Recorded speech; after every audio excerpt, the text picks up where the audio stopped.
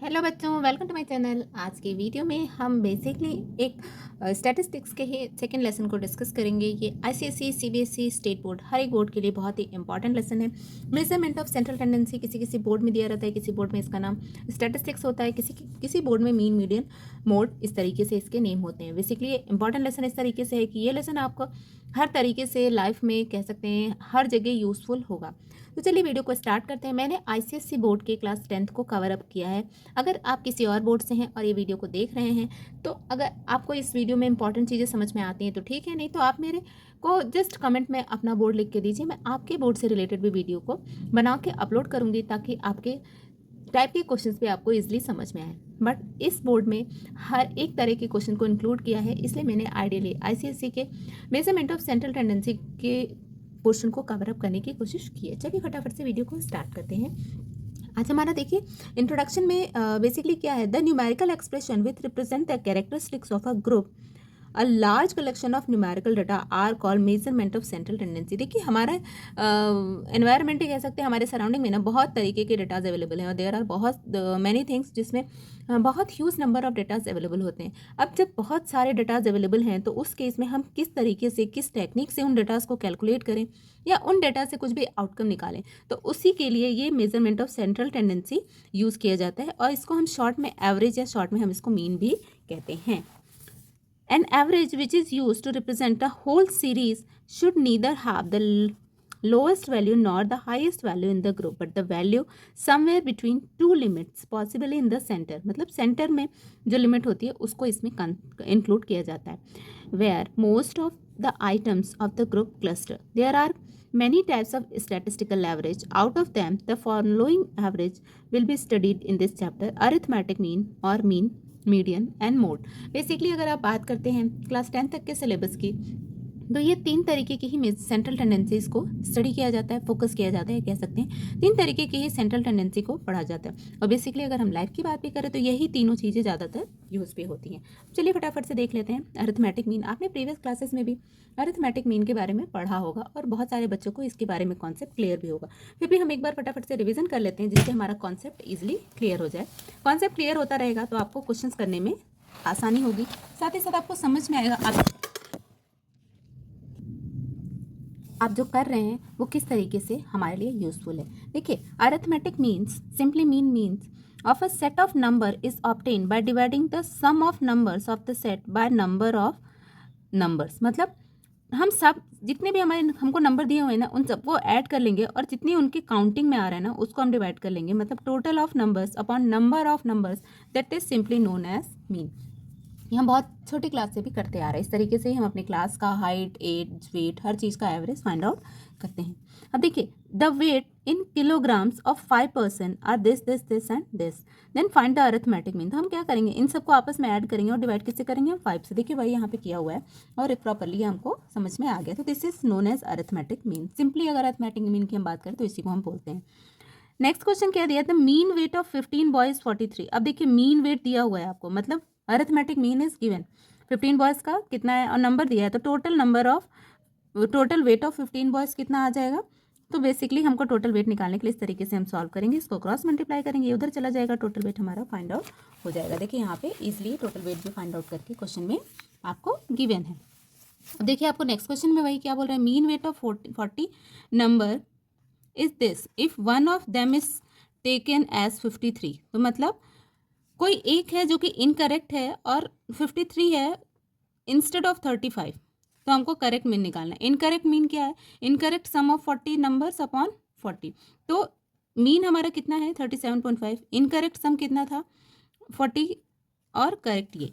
तो देखिए incorrect sum of 40 students क्या हो जाएगा हमारा, इज इक्वल टू, इसको हम मल्टीप्लाई करेंगे तो हमारा ये आएगा। अब करेक्ट सम ऑफ 40 क्या करेंगे, हमको क्या बोल रहा है कि 53 जो है वो क्या हो गया है, गलती से चला गया है, होना चाहिए था 35। तो हमको 53 को माइनस करना होगा, 35 को प्लस करना होगा। तो हमने क्या किया, सिंपली टोटल निकाल लिया, टोटल सम निकाल लिया, फिर उसके बाद इनकरेक्ट सम में से करेक्ट सम हमने फाइंड आउट कर लिया। अब करेक्ट मीन हमारा कितना निकलेगा, इन दोनों को डिवाइड करके इसलिए निकल आएगा। देखिए नेक्स्ट क्वेश्चन हमको क्या है, हम पहले एग्जाम्पल्स इसलिए डिस्कस कर रहे हैं ताकि एग्जाम्पल्स के थ्रू आपको ईजिली कॉन्सेप्ट समझ में आने लगे। फिर हम इसके सारे क्वेश्चंस वन बाय वन करेंगे। देखिए नेक्स्ट क्वेश्चन क्या है, in the half yearly examination of class 9th of school the mean marks scored by boy is 52 and the mean marks scored by girls is 48. If on the whole the mean mark of the class, मतलब हमको mean mark किसका दिया हुआ है, class का भी दिया है, बॉयज़ का भी दिया है, गर्ल्स का दिया है. Find the ratio of the number of boys to the number of girls in the class. अब देखिए, let the number of boy be X and girls be Y. हम उल्टा भी कर सकते थे. Mean marks scored by boy and mean mark sum of the marks scored by boy कितना हो जाएगा, mean mark multiplied by number. Then वही यहाँ पे हम सम ऑफ गर्ल्स. अब देखिए sum of the marks scored by boys and girls, boys and girls दोनों के कितने मार्क्स आ जाएंगे, तो 52x plus 48y. Total number of students in a class x plus y.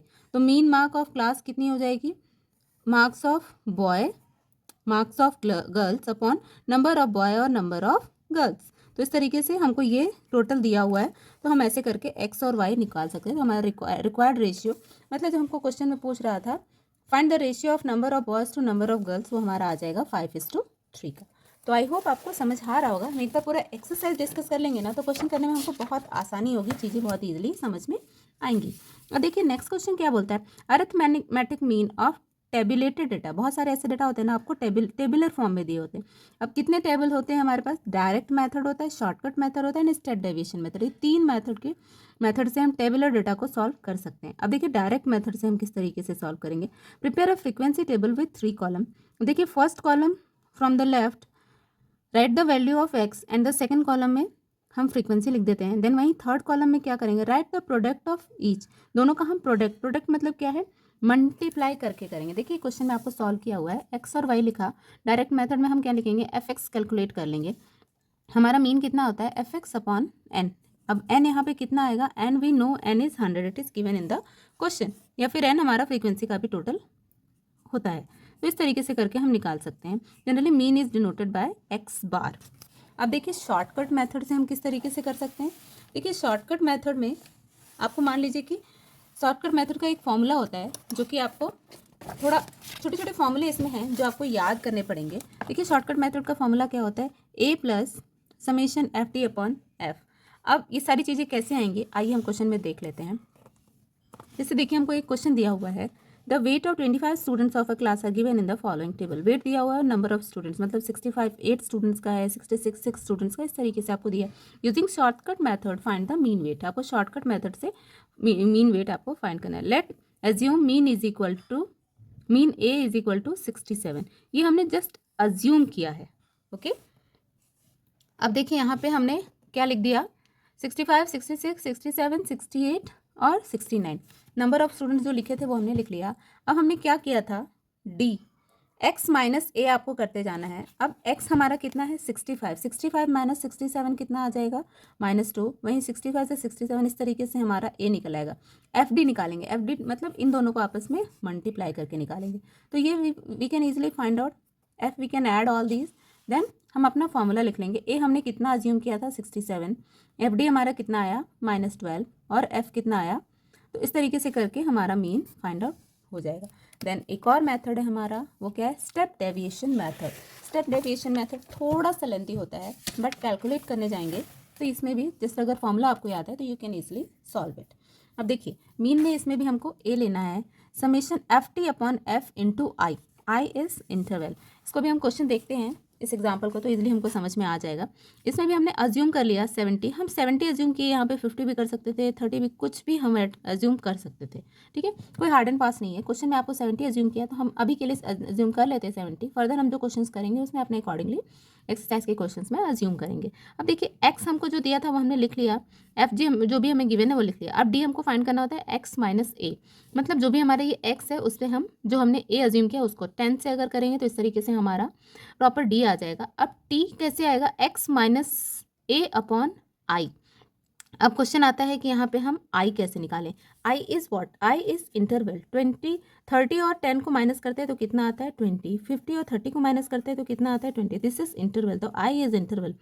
तो मतलब आपको एक्स आपका कितना है 10 है, -70 अपॉन 20. इस तरीके से करके आपका ये आई निकल आएगा. अब आपको क्या निकालना है, एफ और t. F is this and t is this. तो you have to multiply this. इस तरीके से आपको ये फाइंड आउट करना है. देन एफ टी सीधे आपको फॉर्मूले पे डालना है। ए हमने अज्यूम किया था 70 FT/F/y, इस तरीके से करके हम स्टेप डेविएशन मेथड में कैलकुलेशन कर सकते हैं। ये सिर्फ 3 मेथड हैं, इन 3 मेथड से ही आपको चीज़ें फाइंड आउट करनी है। अब देखिए कुछ क्वेश्चंस हमारे ऐसे आते हैं ना कि हमको क्या दिया हुआ है, if the mean of the following is this, mean दिया हुआ है हमको और फ्रीक्वेंसी ही हमारी मिसिंग है। अब मीन दिया है और फ्रीक्वेंसी मिसिंग है, तो इसमें हमको खुद सोचना होगा कि हमको स्टेप डेविएशन से करना है, शॉर्टकट से करना है या डायरेक्ट मेथड से करना है। Method we have to find out by our own, हमको खुद अंडरस्टूड करके समझ के इसके मेथड को फाइंड आउट करना होगा। ठीक है, जैसे इस क्वेश्चन में एक्स और एफ दिया है तो हम सीधे इसको एफ एक्स निकाल सकते हैं, फिर हम इस फॉर्मूले पे एफ एक्स अपॉन एफ की तरह हम सॉल्व कर सकते हैं।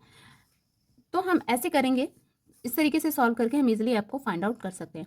हमको सिर्फ फॉर्मूले पे पुट करना है, LHS RHS इधर से उधर डाइवर्ट करना है और इजीली हम उसको निकाल सकते हैं। नॉर्मली हम कोशिश करते हैं सेकंड वाला मेथड जो कि हमारा होता है शॉर्टकट मेथड, उसी को हम यूज़ करते हैं इस तरीके की, अगर कोई भी मिसिंग वैल्यू है तो उसको फाइंड आउट करने के लिए।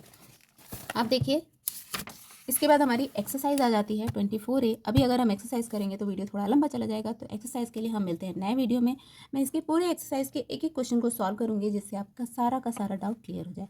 तो मेरे चैनल को सब्सक्राइब करिए, वीडियो को लाइक करिए ताकि आपको इस तरीके की इंपॉर्टेंट वीडियोज़ मिलती रहे। Take care, good bye, have a nice day.